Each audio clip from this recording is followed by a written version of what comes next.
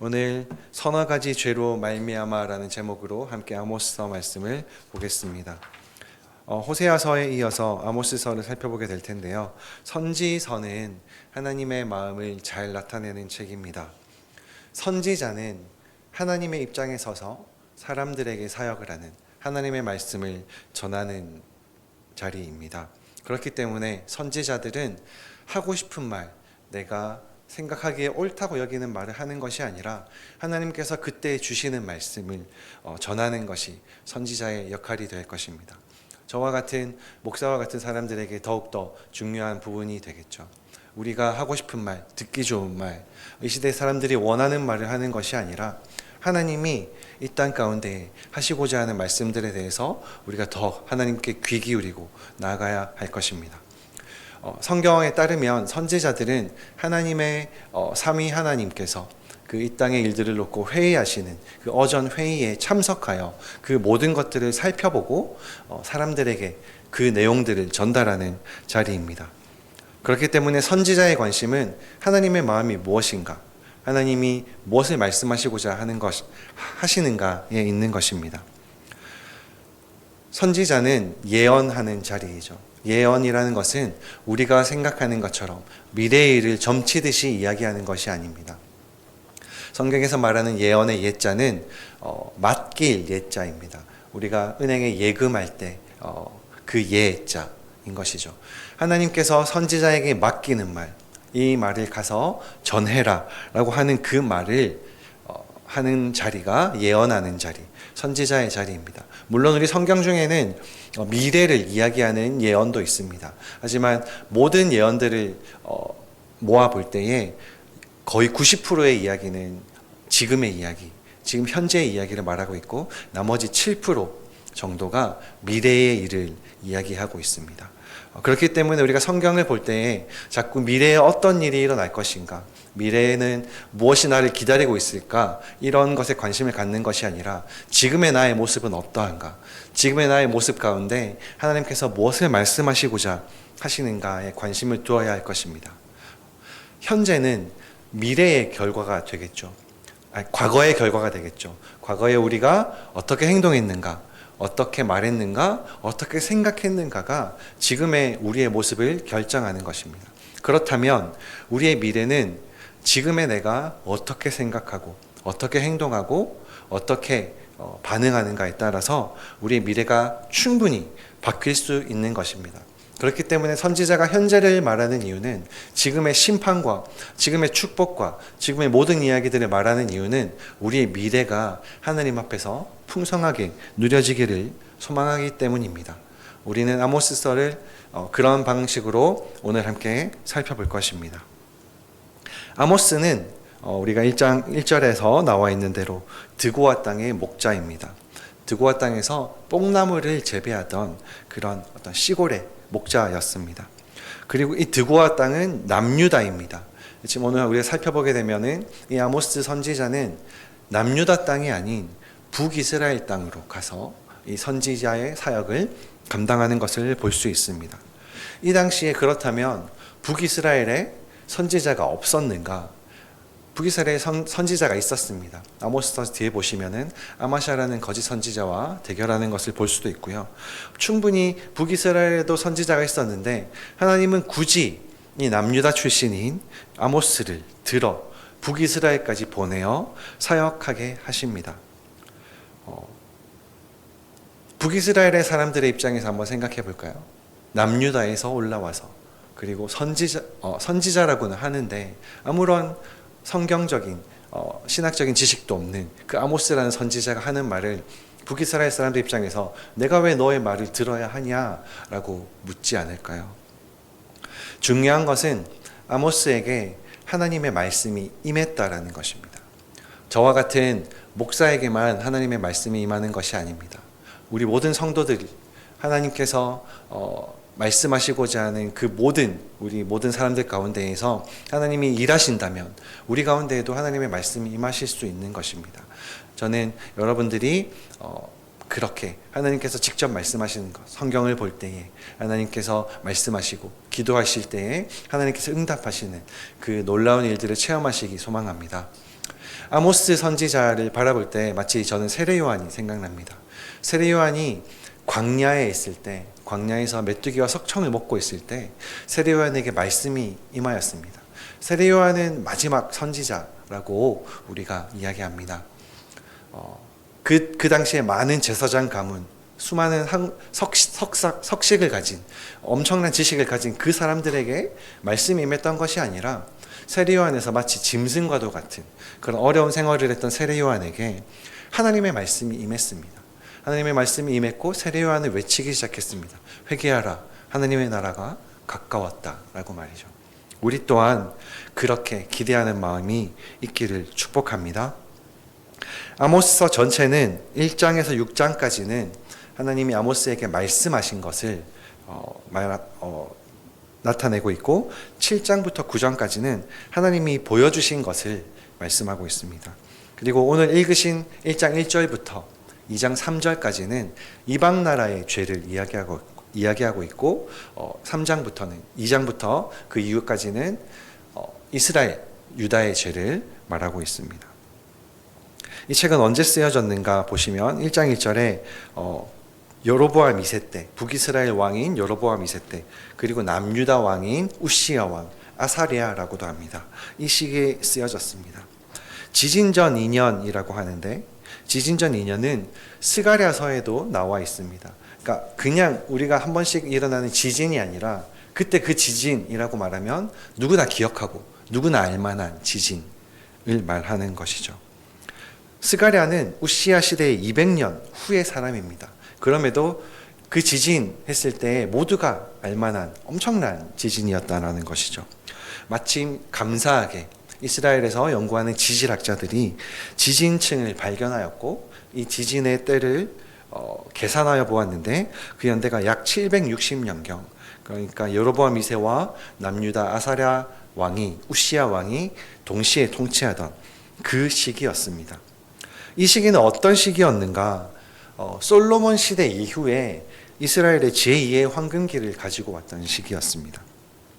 성경을 통해서 우리가 이스라엘의 역사를 보면은 그런 황금기에 대한 내용들을 잘 나타내지 않고 죄악을 많이 이야기했기 때문에 우리가 잘 알지 못하지만 역사적으로 이스라엘의 역사를 공부하는 사람들은 이 시기를 솔로몬의 시대에 비비는 아주 흥했던, 아주 많은 돈이 들어왔고 부강하고 강력했던 나라로 시기로 이야기하고 있습니다.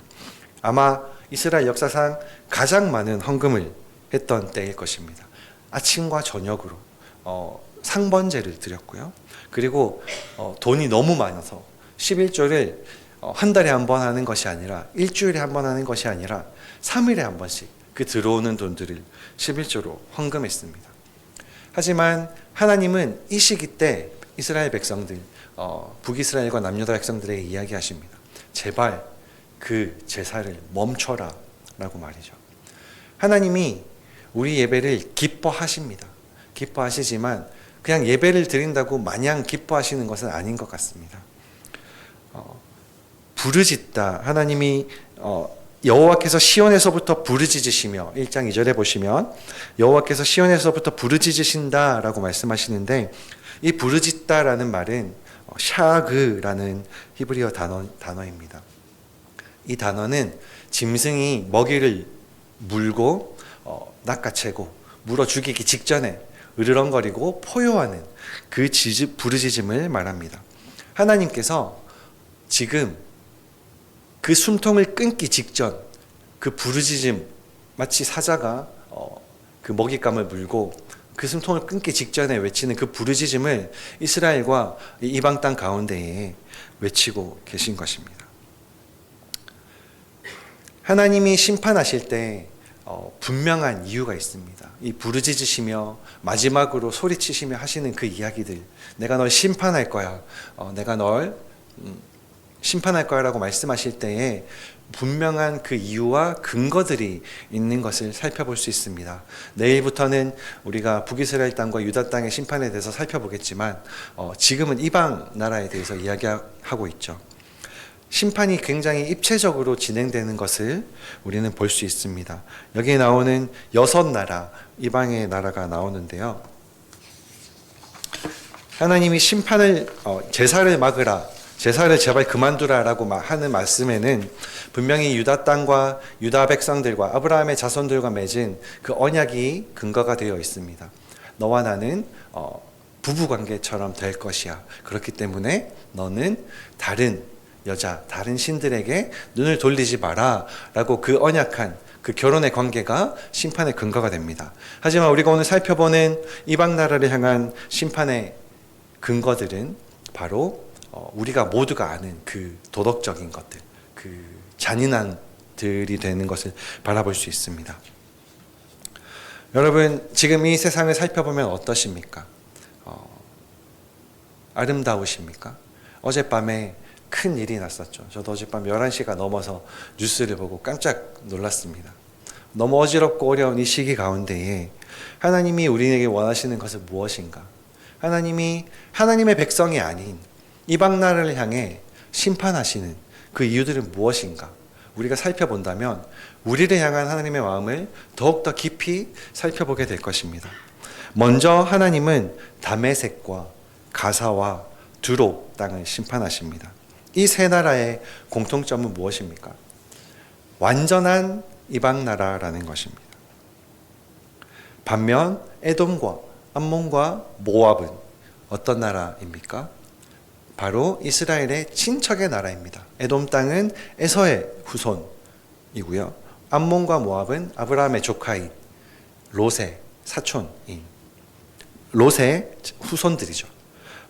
심판이 제가 입체적이라고 말씀드렸는데 이방 나라에서 조금 더 좁혀져서 하나님의 이스라엘 백성들의 친척의 나라로 좁혀지고 이스라엘의 친척의 나라에서 이스라엘로 좁혀지는 것입니다. 우리가 생각할 때에 이방 나라의 죄가 가장 크고 그 다음에 그래도 이스라엘의 친척들은 조금 덜하고 이스라엘의 죄는 제일 작을 것이라고 우리가 일반적으로 생각할 수 있겠죠. 하지만 아모스서에 나타난 하나님의 심판, 하나님이 지적하시는, 하나님이 재판을 올리시는 그 모든 죄악의 내용들은 가면 갈수록 오히려 강해지는 것을 바라볼 수 있습니다. 마치 독수리가 하늘을 날면서 이렇게 빙빙 돌면서 먹잇감을 향해 이렇게 집중하고 있을 때 먼저 주변을 보고 그리고 또 더 좁히고 그리고 그 목표를 향해 확 날아들어서 움켜쥐는 것처럼 하나님은 지금 아모스서를 주신 것입니다. 다메섹의 죄는 매우 잔인함입니다. 하나님은 성경 여러 부분에서 나오는데 잔인한 것을 싫어하세요. 마치 철타작기로 여러분 농사를 지으시는 분이 계신지 모르겠지만 우리가 그 알곡들을 타작할 때에 타작기를 철로 만들지 않습니다. 나무 같은 것들로 우리 타작기를 만들어 털어내고 그 알곡들을 분리해냅니다. 그렇지만 그 타작기를 철로 만든다면 어떻게 될까요? 알곡이 남지 않고 가루가 되어 흩어져 버립니다. 아무것도 남지 않는 것을 만들어 버리는 것입니다. 그리고 가사는 블레셋을 이야기합니다. 블레셋은 이스라엘 서쪽에 해안가에 있는 5개의 연맹 부족을 지칭하는 나라입니다. 블레셋은 디도서에 나오는 그레데 섬에서 넘어온 사람들로 추정되는데요. 그레데 사람들은 매우 성격이 포악했습니다. 아주 유명한 그 시절에 그 주변에서 그레데 사람이라고 하면 누구나 다 아는 저 그레데 사람들이라고 하는 사람들이 블레셋 사람들인 것입니다. 이 블레셋, 이 해안 국가에서 했던 주로 사업들은 노예 사업이었습니다. 사람들을 붙잡아서 팔고 그 사람이 누군지, 그 사람이 어떤 상황인지, 부모가 있는지, 자식이 있는지, 어려운지, 병이 들었는지에는 전혀 관심이 없고 내가 이 사람을 붙잡아 파는 것에 관심이 있었던 사람들이죠. 두로도 마찬가지로 인신매매를 했습니다. 이 죄악들, 하나님이 다메섹과 가사와 블레셋과 두로 땅을 향해 지적하시는 그 죄악들에는 전혀 종교적인 죄가 없습니다. 나를 믿지 않았다. 나를 따르지 않았다. 우상숭배했다라는 것은 이들에게 죄의 이유가 되지 않습니다. 그 이유는 하나님이 이 사람들과 언약을 맺은 적이 없으시기 때문이죠. 그리고 에서의 후손인 에돔은 우리가 읽은 것처럼 끝까지 쫓아가서 죽입니다. 적당히가 없는 거예요. 나에게 굴복할 때까지, 내 말을 들을 때까지 내가 잔인하게 그 일들을 행하는 것입니다. 항상 화가 나 있어요. 끝까지 내가 분이 풀릴 때까지 그 모든 것을 다 행해야 내가 그제서야 그 일을 멈추는 그 잔인한 사람들이 에돔 사람들이었습니다. 그리고 암몬은 내 이익을 위해 이방 나라들도 안 하는 짓을 했습니다. 여인의 배를 가른다는 것이죠. 이것은 무슨 말인지 다 아시죠? 아이가 있는 그 임신한 여자를 죽일 때에 그 배까지 가르며 굳이 그렇게까지 하지 않아도 되는 그 잔인한 일들을 행한 것이 암몬이라는 것입니다. 그리고 모압 땅은 우리나라로 얘기하면은 부관참시라고 하죠. 잔인함의 끝, 죽은 사람에게 그렇게까지 해야 되나?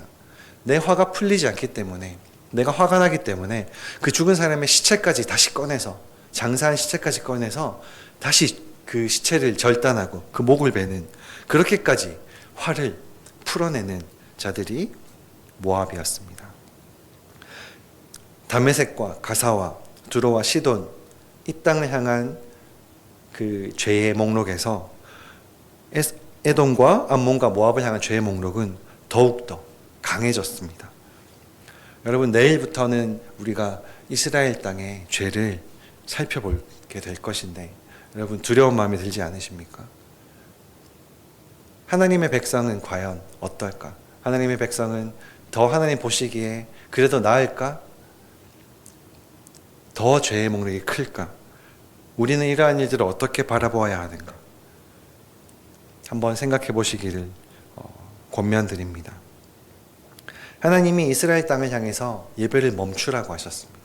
그 이유가 무엇입니까? 아침 저녁으로 제사를 드리고 11조를 3일에 한 번씩 하고 그 제사를 지내는 그 모든 예물들도 가장 좋은 것, 그냥 아무거나 드리는 것이 아니라 내가 가진 정말 기름이 정말 넘치는 그 좋은 제물들로 제사 지냈던 그 이스라엘 백성들에게 누가 가서 제발 이 제사를 멈추게 해라 라고 말씀하십니다. 이 이방 나라의 죄들을 살펴볼 때에 이스라엘도 동일한 죄가 있었습니다. 똑같이 잔인했고 똑같이 자비가 없었고 내 이익을 위해서 나에게 돈이 된다면 사람 따위는, 내 이웃 따위는 아무런 관심이 없었던 것입니다. 그렇지만 그들이 그들의 죄를 자각하지 못한 이유가 무엇이냐면 제가 말씀드린 것처럼 그들의 예배가 많았기 때문입니다. 우린 잘하고 있습니다. 하나님, 제가 11조 3일에 한 번씩 하잖아요. 아침 저녁으로 제가 예배 드리는데 도대체 뭐가 문제입니까? 그 재물 받으셨으면 됐지. 내가 어떻게 살든지 그냥 나하고 약속하신 대로 축복만 주십시오. 나는 내가 알아서 살겠습니다. 지금 전 살만합니다. 너무 축복으로 풍성한 삶을 살고 있습니다. 그 냄새나는 예배, 그 냄새나는 제사에서 하나님이 이제는 더 이상 견디기 어려우셔서 제발 그 제사를 멈춰라 라고 말씀하시는 것입니다. 앞에 이방 나라의 죄들을 향한 하나님의 심판이 선언되지만 하나님이 보시기에 이것은 정말 세 발의 피인 것이죠. 우리는 멸망의 역사를 알고 있습니다. 북이스라엘은 아수르에게 결국은 멸망하고 남유다는 바벨론에게 멸망합니다. 우리가 이 역사를 알고 보기 때문에 이 북이스라엘 사람들, 이 이방 사람들, 그러기에 선지자들이 이야기할 때 좀 돌이키지. 선지자들이 경고할 때 좀 돌이키지. 이 당시 거짓 선지자들은 했던 말은 평안하다, 평안하다 였습니다. 문제 없다. 너네 지금 잘하고 있다. 너 예배 드리잖아. 말씀 듣잖아. 너의 삶을 바꾸고 너의 삶을 경계할 필요가 없다가 이 당시 거짓 선지자들의 메시지였습니다. 그 말을 듣고 내가 듣고 싶은 말, 내 귀에 아름다운 말, 내가 들을 만한 말들만 듣고 그대로 행했던 북이스라엘과 남유다의 결과가 어떻습니까? 그 축복을 누리고 있는 그 북이스라엘은 멸망할 거라는 말을 전혀 믿지 않았습니다. 하지만 우리는 알고 있죠. 이들의 삶의 결과, 이들의 역사의 결과가 어떠했는지 알고 있습니다. 여러분, 현재는 과거의 결과입니다. 미래는 현재의 결과인 것입니다. 우리가 북이스라엘 사람의 심정으로 돌아가서 아모스서를 살펴보면서 이들이 멸망했던 이유, 혹시 내 삶 속에 잔인함은 없는지, 내 이익을 위해 내 이웃을 짓밟고 있지는 않은지, 교회에는 우리가 많이 헌금하는데 막상 도움이 필요한 내 이웃에게는 정말 매정하게 잔인하게 굴고 있지 않은지 살펴보시기 소망합니다. 그래서 우리의 미래가 북이스라엘이나 남유다처럼 예언된 멸망의 길을 겪지 않고, 하나님이 그렇게 외치시며 그렇게 마지막 기회를 주시며 돌이키라, 여호와께 돌아오라 하고 말씀하시는 그 말씀에 순종하여 우리의 미래가 바뀌는 그런 놀라운 축복이 저와 여러분 가운데 있기를 소망합니다. 함께 기도하시겠습니다. 사랑하는 하나님, 우리가 오늘 아모스서를 통하여서 이스라엘의 역사를 살펴보았습니다. 그리고 이방 나라의 멸망의 선언을 살펴보았습니다. 하나님, 이것이 우리가 남의 일로 여기지 않기를 소망합니다. 혹시 나의 삶 가운데에, 나의 인생 가운데에 내가 신앙생활을 잘하고 있다고 여기는 그런 교만함이 우리 속에 있지 않기를 소망합니다. 하나님, 이 말씀 우리를 향한 경고의 말씀으로 받아들이고 우리가 우리의 뜻을 돌이켜, 우리의 마음을 돌이켜 그 어떤 죄 가운데에서도 하나님 회복될 수 있도록 도와주시고, 하나님의 마음이 우리 속에 부어져서 하나님이 가장 기뻐하시는 예배가 무엇인지, 왜 순종이 제사보다 낫다고 말씀하셨는지, 우리가 주일날 드리는 예배에만 집중하는 것이 아니라 우리의 신앙생활이 하루하루가 하나님 보시기에 아름답고 받으실 만한 그런 예배자의 삶으로 살아갈 수 있도록 은혜 내려 주시옵소서. 오늘 말씀하시는 주님, 오늘 하루도 역사하여 주시고 주의 말씀 안에서 우리가 누리며 순종하며 더 성장하며 미래를 바꾸는 오늘 하루를 살 수 있도록 은혜 내려 주시옵소서. 감사드리며 예수님 이름으로 기도드렸습니다. 아멘.